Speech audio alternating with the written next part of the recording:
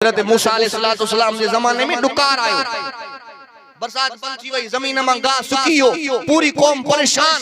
हज़रत मूसा कलीम उठाई, मूसा तू अल्लाह जो पैगंबर आ, तू रब जो कलीम आ, तू तूर सीना जबल ते वनी अल्लाह सा कलाम कंदो आ, तू अल्लाह के अर्ज कर, अल्लाह असां जे मथो वड फड़ो मींह वसा, असां ॾाढा परेशान हो, असां जा बच्चा बुख ते, असां जो माल बुख ते, खूह सुकी आ, ज़मीनूं गैर आबाद थी वयूं, बंजर बणजी वियूं। हज़रत मूसा कलीम पांजे लश्कर के साण करे रब खां दुआ घुरी, ओ मुंहिंजा अल्लाह मुंहिंजी क़ौम जे मथो रहम फरमा, मुंहिंजी क़ौम जे मथो वड फड़ो मींह वसी।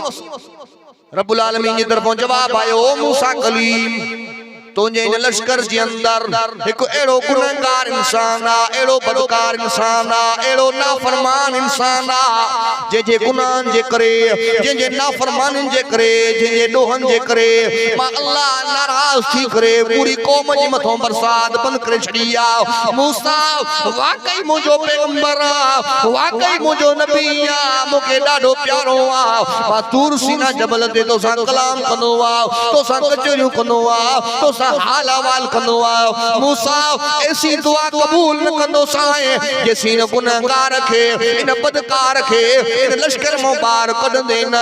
हज़रत मूसा कलीम जलाली तबियत में आयो, ऐलान कई लश्कर जे अंदर, यो केड़ो बदनसीब इंसान आ, जल्दी करे बाहर निकरे, वो गुनहगार इंसान, वो नाफरमान इंसान उन लश्कर जे अंदर दिल जे अंदर पांजे अल्लाह के परचाए पियो, इन्नहू अलीम बिज़ात सुदूर, तो त दिलन जे रानन खे ॼाणण वारी ज़ात मुंहिंजी अल्लाह जी आ।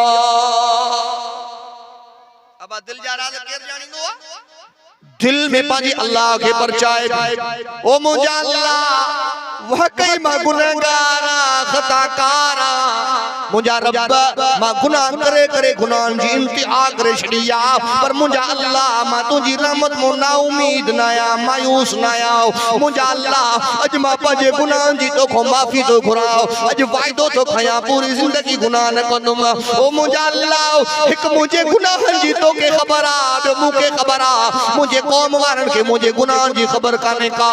अॼु मुंहिंजा अल्लाह मूंखे क़ौम वारनि जा ॾो ज़लील न कजाओ, रुसवा न कजाओ, ख्वार न कजाओ। वो इलाहुकुम इलाहु वाहिद ला इलाहा इल्ला हुवर रहमानुर रहीम। मुंहिंजा अल्लाह तू त अरहमुर राहिमीन आ, जे तू मुंहिंजा ॾोह न बख़्शी दे, ॿियो केरु आ जेको मुंहिंजे गुनाहन खे माफ़ कंदो, ॿियो केरु आ जेको मुंहिंजे ग़लतियुनि खे माफ़ कंदो, ॿियो केरु आ जेको मुंहिंजे ॾोहनि खे माफ़ कंदो। मुंहिंजा अल्लाह मुंहिंजे गुनाहन खे माफ़ फरमाओ, मुंहिंजा अल्लाह मुंहिंजे गुनाहन खे माफ़ फरमाओ, मुंहिंजा अल्लाह मुंहिंजे ग़लतियुनि खे माफ़ फरमाओ। रोवंदो रहियो, पंहिंजे अल्लाह खे परचाईंदो रहियो, रब खे उन जी अदा एडी त वणी वई, माफ़ी एडी त वणी वई जो उतरे में ककर छाइजी आ, वड फुड़ो मींह वसण शुरू थी वियो। हज़रत मूसा अल्लाह सां कलाम कयो, अल्लाह अॻ में चवे पियो गुनहगार इंसान आ, नाफरमान इंसान आ, रब लश्कर मां त कोई भी गुनहगार ना आहे निकतो, कोई भी शख्स लश्कर खां परे ना आहे थियो, रब कंहिंजे करे बरसात वसाई थई। रब्बुल आलमीन जे तरफों जवाब आयो, ओ मूसा कलीम केॾो भी गुनहगार छो न हुजे, केॾो भी खताकार छो न हुजे, उन मांखे एॾो त परचायो, एॾो तरी छाए जो मां अल्लाह राज़ी थी करे उन जे पूरी ज़िंदगी जे गुनाहन खे माफ़ करे, उन खे नेकन सालिहन जी लिस्ट में शुमार करे, उन जे करे बरसात वसाए छड़ी आ। केॾो अल्लाह मेहरबान, असां केॾा भी गुनहगार छो न हुजो, केॾा भी खताकार छो न हुजो, अचो अल्लाह जे दरवाजे ते पंहिंजे गुनाहन जी माफ़ी वठो, पंहिंजे अल्लाह खे परचायो। अल्लाह से का दुआ है, अल्लाह ताला मुझे टूटे फूटे लफ्ज़न की कबूल फरमाए। आखिर में तमाम दोस्तन के गुजारिश भी आ,